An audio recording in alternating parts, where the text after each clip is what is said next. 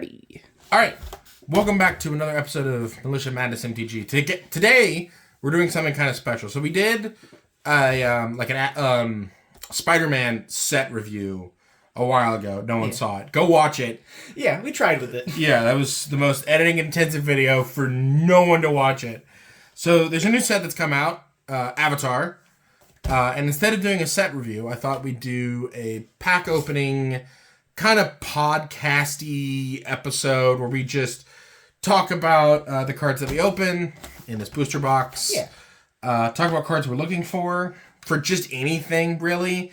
This isn't just Militia. You might hear us talk about Canadian Highlander. You might hear You're going to hear me talk about Cube, because that's how I build my Cube, and stuff like that. But apart from that, this is just going to be like a chill video to put on while you're sitting back, relaxing. If you have a study guide, homework to do. Yeah. Lo-fi beats to study, relax. Yeah. That kind of thing. Yeah. Oh, man. So we're just going to sit, open some cards, talk about them, and stuff like that. Yeah. What do you think about this set so far? Like I know you went to the pre-release. I didn't because I had class and stuff. I played in pre-release and I've done like 3 arena drafts, and it's honestly been really nice. I think the mechanics blend well. Like, Airbend is surprisingly scary.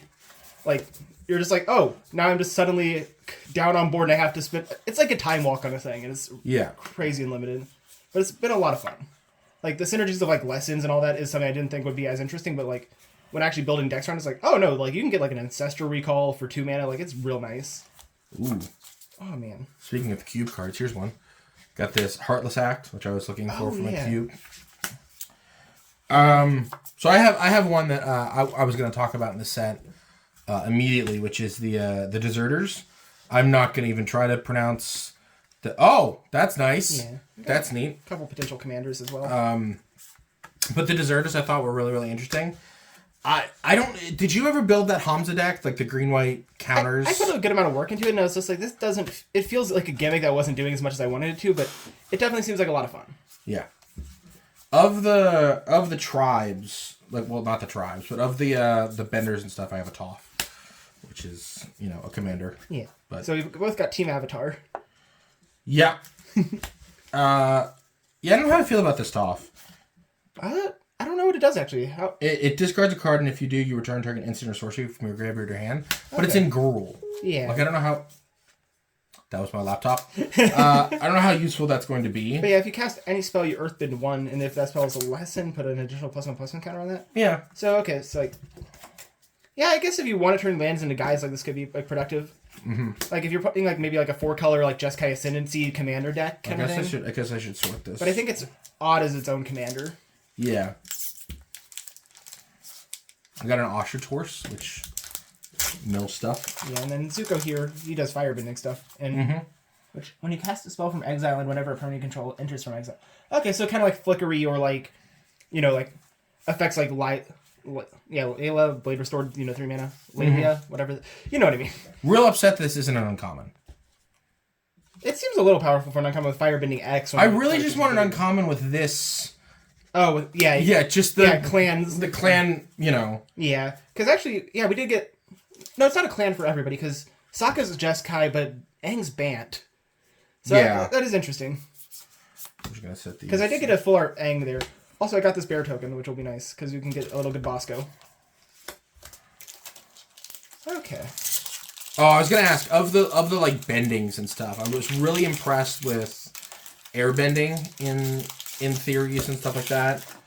But I think all of them look pretty cool. Oh, yeah. Earthbending, like, in Limited is, like, surprisingly scary, because, like, it comes down and makes a creature with haste, so I've had a lot of situations where, like, this format felt very board stally and limited. And what happens is, like, I just come down, I Earthbend twice, and now it's like, I have 2 more creatures attacking this turn, I'm going to crack through, finally.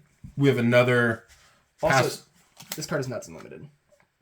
Yeah, it's Team Avatar, so it's exalted for every creature, effectively. Or it's a removal spell.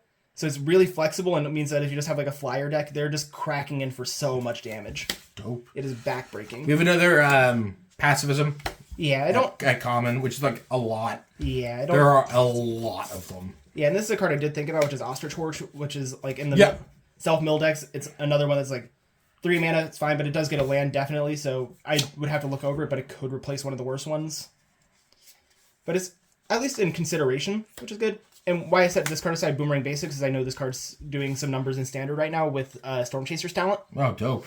Yeah, it's effectively recreating the bounce the discard spell to your hand deck that was really annoying in Standard. I can't remember the name of it. Well, you've got this cycle completed now, which is the... the sack lands from... Streets of New Capenna. Yeah. And actually, there are these are actually better because they just require Colorless Banner, where the other ones require... Also, there are 10 of them here. It's not just a cycle complete. Yeah. It's actually a better cycle. Yeah.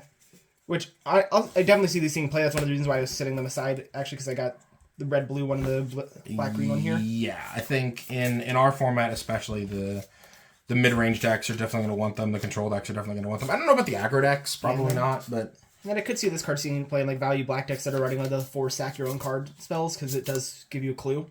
Yep. And it's also just a 1/1 menace, which can be a little bit of a menace early game. Yeah.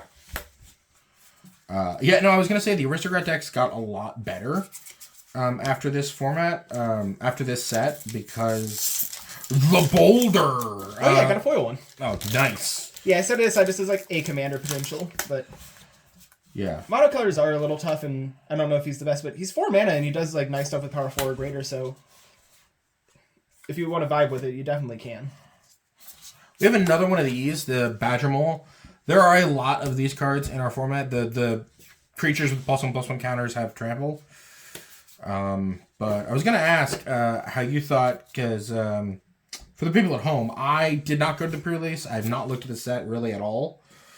From what I've seen, it looks really, really cool.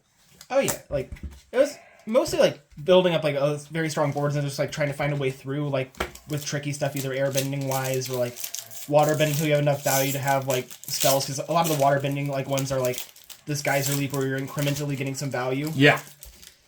And it was honestly very nice because I realized that there's a surprising amount of stuff that makes clues in this set. And it's like, oh, okay, this is what the waterbending is for. Is I would just have, like, a board of, like, 3 clues over here just constantly making mana.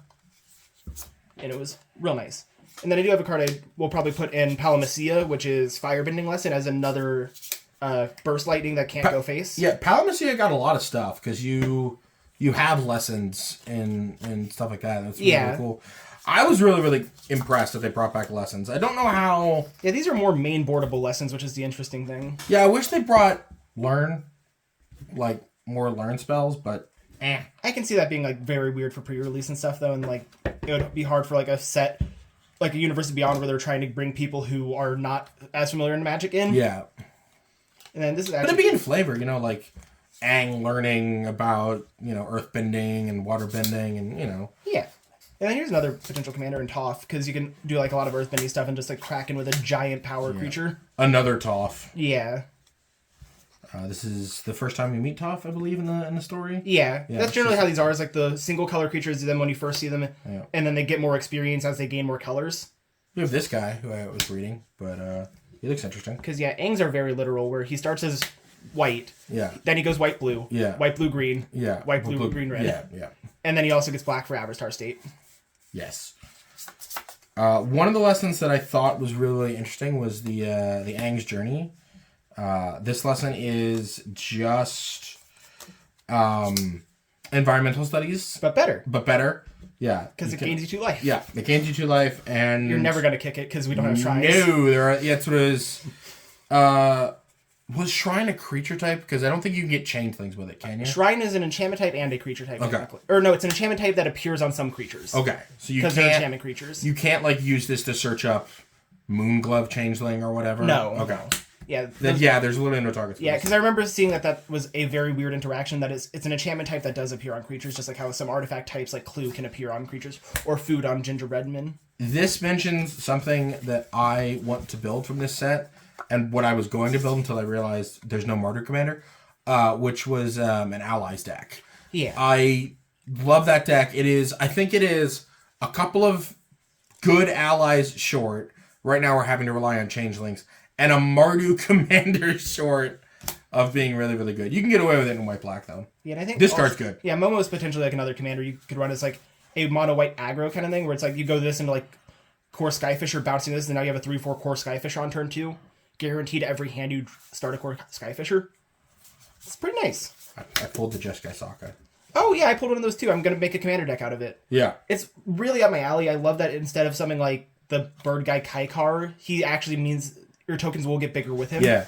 You can get it also, so you can play like Young Pyromancer, Murmuring Mystic, and just Guy Mentor on the same deck. Yeah. And it's kind of cool.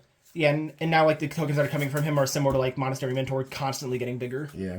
We also have the cyclers, more cyclers in this format. Yeah, and that giant koi was a house at pre-release. Oh, was it? Yeah, because it's unblockable for only 3 mana, so I just have 3 clues over here, just poof, unblockable, 5 damage every turn, and it has 7 health. Yeah. And if they already use like some unconditional removal in the early game, they might be out. Yep. And then this is also a new commander staple that I've been seeing people talk about.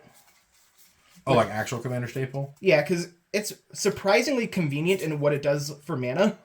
Like if you compare it where it's like, okay, you now get 1 mana on each of your opponent's turns. Which is better than something like Chromatic Lantern where it's like, okay, my mana's good enough, I don't actually need to turn all my lands into all basic land types. Or if you're looking at like Commander Sphere, like it's like, okay, I don't draw a card, but I get a mana every single turn. Yeah. And like those are like the only 3 mana rocks I ever really see people playing anymore. This is one of the only lessons I looked up before because it's Quench. Oh yeah. Yeah, Now that I think about it, I don't remember if I pulled one, so I will sit one aside for my Master Paku deck. Which also do sit aside Master Paku if you see him. That card's gorgeous. Oh wow, yeah. It's just you can play that in this format too. Yeah. I found my new lightning bolt. Well, one of my lightning bolts. Just Azula staring you down the whole time. Yeah. Oh. Those look better in person than they did in the previews, I will say, because I was skeptical of those like straight frames from the show first. There is one I really don't like, is the Cruel Tutor. Okay. Where it's just this dude's face. I wasn't a big fan of the Black Sun Zenith because it was almost the same art as one of the cards I printed in the set, and it was kind of confusing. Well, they brought back Exhaust. Oh yeah, Exhaust is real nice with the firebending stuff because it's like you can get a nice like extra effect, but you're not gonna like start abusing it too hard. Man, these cards are gorgeous. Yeah, and then Zuko's Exile is something I am gonna be playing soon because I needed more lessons in a mono blue deck, and it's pretty much strictly better than the one from what's it called? I'm gonna set this lightning bolt From Strixhaven, because it's actually an instant. It has more flexibility, Mm-hmm. and instead of giving your opponent a card, it gives them a clue, so they'll have to pay 2 mana to get that. Yeah. So very nice. I really thought this card was pretty decent. It's the ETB Scry 1 creature that flies. That card's in one of my decks. Yeah, it's like I think we could actually see some play with Pirate Peddlers just as another payoff in like more aristocracy style formats of decks. Ooh, I got a foil Azula that we could play. Dope. It's not the best commander, but and the interesting thing is she makes red mana, but she's actually mono black because of the same thing of Extort. Oh, we got the one commander that I really, really wanted. Which Ang. This You mean Ong, right? This is effectively a core Skyfisher in your command zone. We already had that though. Yeah, but this is better. The other one was a 2/2 that didn't fly. This flies. Yeah. And then you can also do it on like other people's stuff to like get it out of the way and like. Yeah, we got some nice ally synergy cards for you to do anything with you want. Yeah, I don't think that deck's very good, but I am gonna build. Oh, I meant like rares and stuff like that if you want to build like a commander deck. Oh. But yeah, and then a new mill commander, which is actually pretty nice, which is Hama here. Yes. Yeah. Is this the one that you're? No, I'm gonna be playing Master Paku mono blue and like a little more on tap on tap synergy because I thought it'd be interesting. Well, Hama is just kind of I throw all the good mill spells in a bucket. You know what I mean? I do think this possibly would be a better commander, but you'd also want to put some water bending synergy in there so that like you can actually cast the spells off her nicely rather than having to spend all your mana. Yes, I should. I'm gonna set aside basically just commanders, and then I'm gonna go through later. But that's what I was doing over here. Yeah. Because I think Zao is also potentially playable as like once again an aristocracy one. This card looks interesting. Because specifically like Kuldotha's decks is what I was meaning. Because like you can like sack something, make 3 guys, and like punch in a lot. I really like that the conflicted card keeps changing sides, by the way. The flavor win on this card is very funny to me. Yeah. It's when he was going through his Edgelord arc. Yeah, he's like, I don't know. And then there's also that 1 second where he's blue for a while and wears a mask. I forgot about that, but he does do that, doesn't he? Yeah. And they have the card for it and it's mono blue. I really like that these uncommons are really easy to pull. Oh, yeah. Ty Lee is really good. Like, that card is destructive at pre-release. Yeah, this card I also think is going to be very good in our format. Yeah. It's like a mono red commander. The mono red one I want to run is Mai. Because, like, prowess with potential forever double strike. KO is also another option for, like, the mono blue flyers deck. Oh, yeah. And then this card is surprisingly efficient. Costed if you do get, like, a lesson in your graveyard, a 2/3 flyer for 2. Yeah. Oh, and then here's actually, like, a good aggro card, which is Fire Shin Cadets. It's just a 1/2 for 1.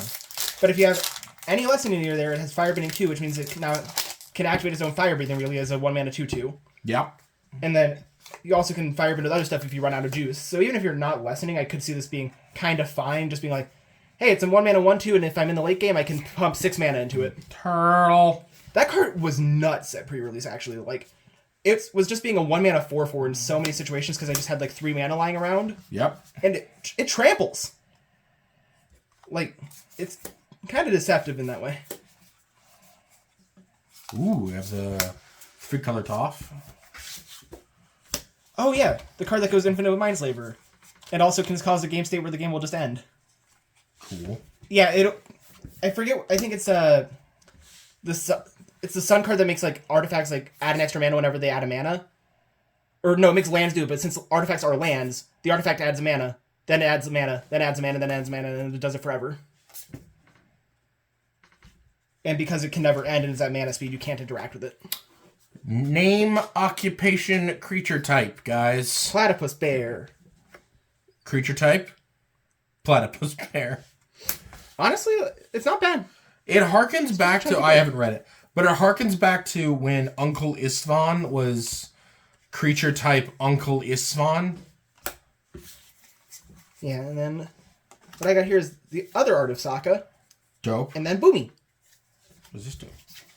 Earthbends and punches people. Dope. Yeah, it is a mythic, so, when it deals combat, you untap all your lands, and then you get a whole other combat phase. So if you were doing like, a bunch of earthbending, you're just going to be able to, like, a double alpha strike. This was another thing that, one of the cards I was looking at building a commander deck around, I didn't end up choosing this, but this was one of them. I was like, we haven't had, like, we already had, like, a tokens deck on our channel that I didn't really feel like playing another one. Yeah, it's like mini Adeline or whatever, the 3-mana, like, guy that makes Yeah. a guy when it attacks. It's very cool. And I have Mono Red Zuko. Yeah. Which, the fact that he, like, makes enough mana to use his own exile ability means that you're just going to be drawing some nice cards off him. Very good. I think this is, like...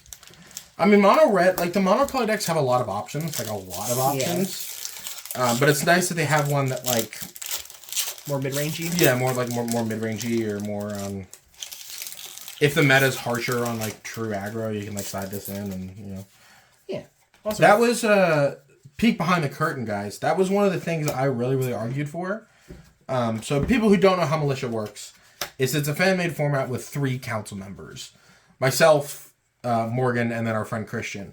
And one of the things I was arguing for was you should be able to sideboard commanders that don't break color identity, because I think it'd be really, really cool to, like, play, like, Ty Lee game 1, and then, like, I really need some more mid-range value, and then side into Zuko, but the other 2 shut me down.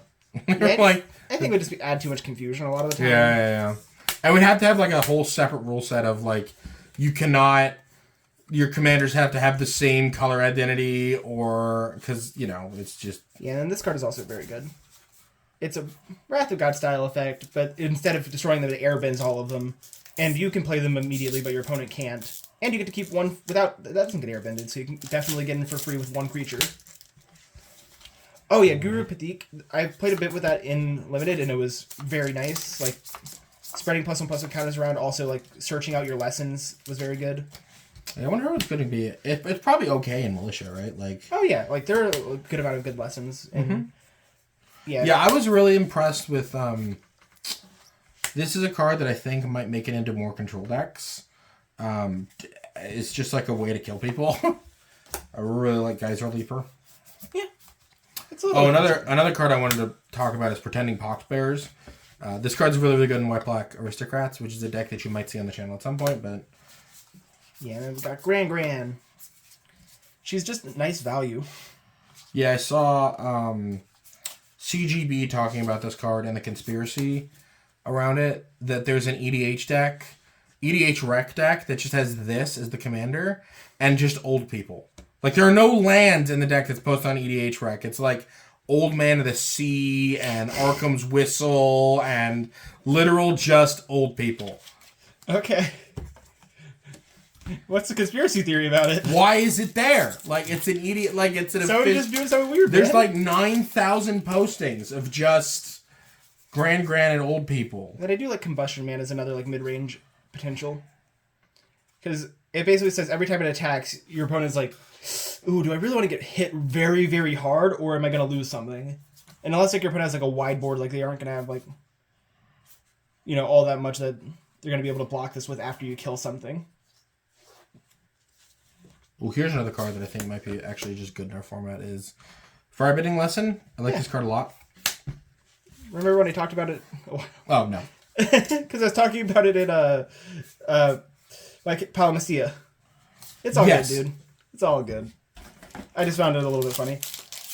And then I know this guy goes infinite with a bunch of stuff because you can do like sack a non-land creature, then like bring a land into play, then like sack the land, then bring another guy back into play, like with a bunch of. Basically, if you combine this with like one or two other cards, this will go infinite very easily. I want to talk about Deadly Precision. This is another another one of these. Oh yeah. Yeah, it can cause more like aristocrat style stuff, and also doesn't have the option of sacking an artifact as well, which is why it's like very relevant. Yes. Yeah. You can sacrifice an artifact or an enchantment, which is why I think this might be one of the more playable ones because you can sacrifice like Mephitic Draft. Yeah, Cryogen Relic. Yeah, stuff like that. Kind of stuff. I don't know if it's going to push any of the card drawers out in favor of this, but it might. You know, the Eviscerator's Insight or whatever, like the worst one. I don't think so in that because like we only have like 4 of the best ones, and so like it'll probably just fit into another slot, being like an addition. It's another card that I was thinking about building a commander deck around, but it's mono white. Oh, that's sick. What the hell is this? Full art. Nice. It does firebending stuff. Oh, and I got a regular version of the Zuko. Oh no, we got another board white. I saw this in a video by I can't remember his Ben Bateman series that he's now doing, which is like he has every pack in Magic's history, and they're doing chaos drafts of them. He blew out Veggie Wagon with that card. Yeah, it kills indestructible stuff. Very nice. It does? Yeah, because it says each creature with X or less loses all abilities. Yeah. That's a cute playable card. Yeah, and then I don't think this will be a good commander, but if you want to like try running mono green lessons, like Boomy is here as the top end. Yeah, I just don't think there were enough. Yeah. Like I know blue had like 4 or 5 lessons, and then like 2 colorless lessons that were fine. Oh yeah, that Katara is really good.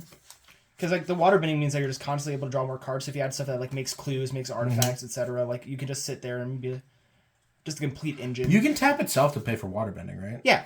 That's the point of like why it gains a +1/+1 counter if you tap it on your turn. Yeah, it's decent. Yeah. Mono blue has a lot of like utility. Like I don't know if this is better than the one from Spider-Man, which is whenever you draw a card, you get a +1/+1 counter on it. And I feel like it's a very similar deck, but yeah. Yeah, and I know we talked about Low and Lee tutors for a second a while ago. Yeah, so this is the card I was talking about when I said aristocrats are getting better. Or like mono black might getting better, because one of the decks that I was like almost built and almost played for Avatar Week, I didn't because I didn't want to play a second mono black commander for me on the channel. It felt weird. But one of the biggest things that aristocrats has a problem with is they can't find Falconer's Noble. You don't have Blood Artist. You have none of those. Yep. You have one Falconer's Noble. Yep. And then it can also search up one of the vampires that's just Nantuko Husk. Yes, it can also find in Mono Black Control, it can find Vampire Sovereign. Yep. Which is like a very good win condition in that deck. Yeah, and if you want to be spicy, you probably throw in like an Azula Always Lies or a Daily Corrections or whatever that is to like search out people's hands. And then the other card I put down was Forecasting Fortune Teller. I think it's just a nice like value card in the similar slot to like Augur, a Bolus, that kind of thing. And if you're doing any of this water bending stuff, it also makes a nice little rock you can play with. It also means like the blue-white Core Skyfisher stuff and like an Abdul Adrian deck. Or once again, like we were talking about with like the sacrifice and artifact stuff, like it gives you something to play with. Yeah, those blue-black decks that may or may not exist. Well, blue-black is one of the better places to be like, because you also get, like, sneaky snacker. Yes.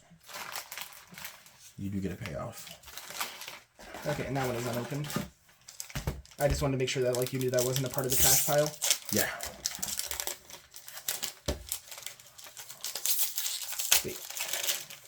But yeah, and I have been going a little slower in my openings because I like taking in all the cards.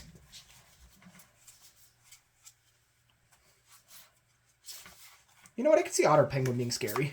Yeah. Because it comes in, or it'll come in at people for 3 power, unblockable if you do get that draw. Which is just nice. It's very solid. Yeah. I got 2 rares. That's cool. Oh yeah, that's been happening in OK Mountain, I guess, because of like how his slots work. And then Fire Nation Palace, like not a crazy land, but it's... Yeah, I opened the black one. It was okay, but... Yeah, I think the best one is the white one, if I remember correctly. And then, like, the blue one is fine. I can't remember what the green one does, but I think it's probably Earthbend something, so it's probably also fine. But I remember the red one and the black one being, like, not as interesting. Because what did the black one do? I have no idea. But I had the blue one in my pre-release pool, and it was very fine. It's in here somewhere, but...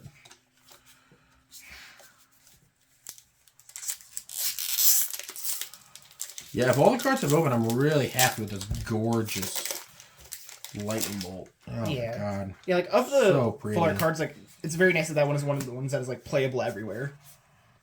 Yeah, and then here's what I mentioned earlier, Daily Indoctrination. Yep. Can be a duress effect, which can actually take any type of thing that's not a land. So, hits creatures and instant sorceries, etc. Or you could just Earthbend it for 2 if you have, like, an opponent who's empty-handed for some reason or another. Then Octopus Form is something I'll be playing because untaps energy with... I was really impressed with, when I was building, like, lessons or things, I really like Azula Always Lies in those like, heavy black lesson decks. Oh, yeah, it's just, like, a good way to, like, really swap up power toughness and, like, get your opponent. Potentially, like, 3-for-1-ing. Yeah. What? Yeah, kind of. Sometimes, yeah.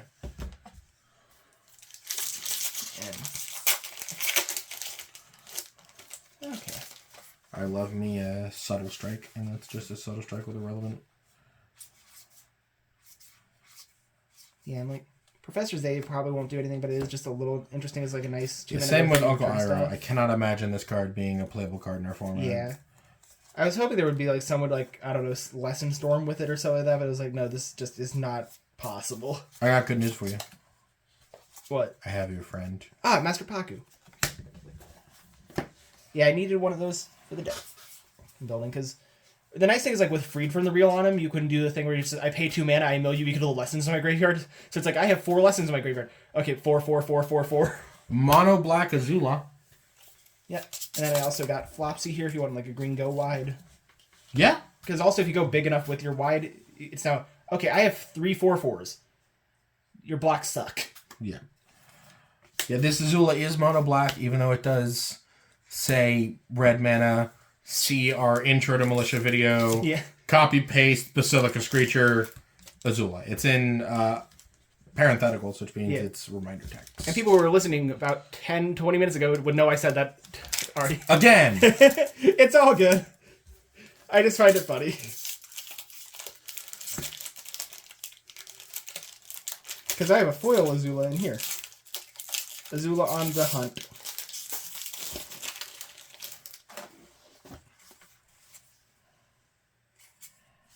Okay. Hey, bye. Think this will be a nice commander to play? This was another one that I was looking at. I think it's pretty good. And then we also got 6 mana Oppo, which I don't think is doing anything. Agreed. But yeah, it has a nice little airbending symbol on it. But yeah, and Hey Bye also does kind of do that +1/+1 counter deck kind of thing, since, it transfers them. Yeah. We do have a Harrow for that lesson deck. Yeah. Yeah, it's surprisingly nice, because if you earthbended something, you're actually getting the 2 lands without losing a land. You're just losing the creature part of it. Oh, that's nice. And we got Socket here. The Boomer. Okay, Boomer. Monk. Or food. I really like that they're doing double-sided tokens again. Yeah, it frees up a good amount of space in the slots. It means that you're more likely to get the ones you need.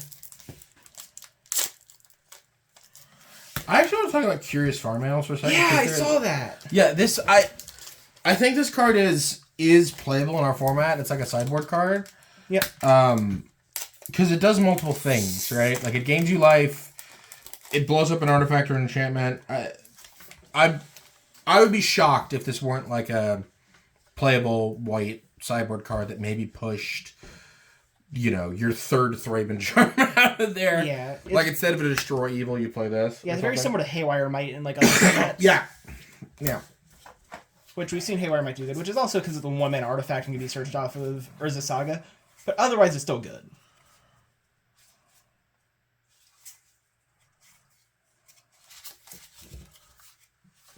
Oh, Yu-Yun Archers. This is a card I want to talk about because I think it's a Madness payoff. It's a Madness enabler, rather. Which is funny. Just a way to discard a card? Mm-hmm. Yeah. Which is nice at its mana cost. Also, this card was also insane during pre-release Fire Navy Trebuchet. Because it's an 0/4 reach, so it's blocking everything in the air. And if the creatures in the air have 2 toughness or less, you can also just keep sending the boulders at them.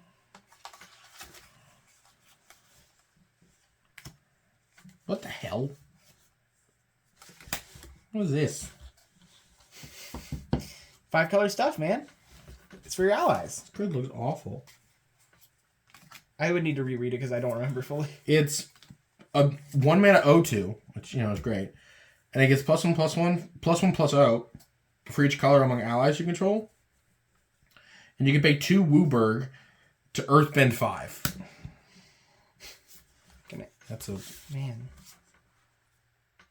To be fair, like, a 1-mana 5/2 is pretty nice if you have, like, other colors. I also like, in terms of, like, white removal spells, I really like this Razor Wings in certain white decks. Yeah. But yeah, I think, like, the Earthbend is more gravy than is, like, what you're doing it for. That one. This card existed. I don't remember what it was called. But it did the same thing. It has this same text. So, bonus points in the comment section if you can name what it was. But I think it was like an 0/4 or whatever. I have no idea.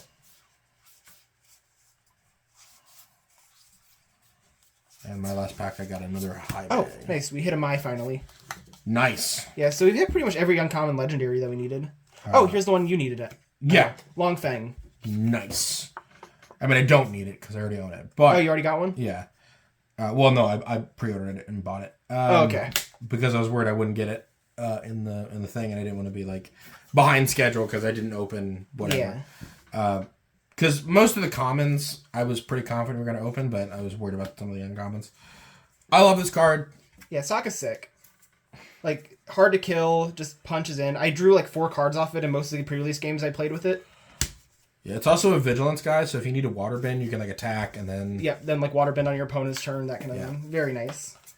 But yeah, and then Longfin goes infinite with Basking Brute Scale. Is the big It thing. does. You'll see this in an upcoming deck. It also goes infinite with Persist creatures. Yeah. Because you can layer them on the stack. You get 2 triggers and then it comes back and then you... But the only thing with that is you also need a stack outload for those. It and Basking Brute Scale by themselves, complete infinite. Yes, you get infinite mana. You also need something to do with it, but... Yeah. Well, you then have an infinitely big creature. Yes. And generally the turn cycle will be Basking Brute Scale, Long Fang, and I don't know, maybe if you played like a mana generator on turn 1, you can now put a +1/+1 counter on it. Yeah. And start the chain. And it's like, I could see like this actually doing turn 3 kills. Yeah. Yeah. I went in a different direction. I mean, I could still do that. Yeah. But I wanted to actually just kill them. So I have things like Rancor and stuff to like actually... Well, yeah, of course you're playing like Rancor and stuff like so that it has trample, but yeah. Yeah, and then I do like Mai. Yeah. What's the time on the video? Out of curiosity. Oh, okay. Just looking at it.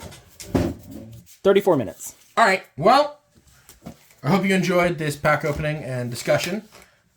We will see you later in the week. This is going to be the video that goes up Monday to wet your whistle. And just to give you guys a heads up, you will still be getting 3 videos this week, but we're doing Revenge.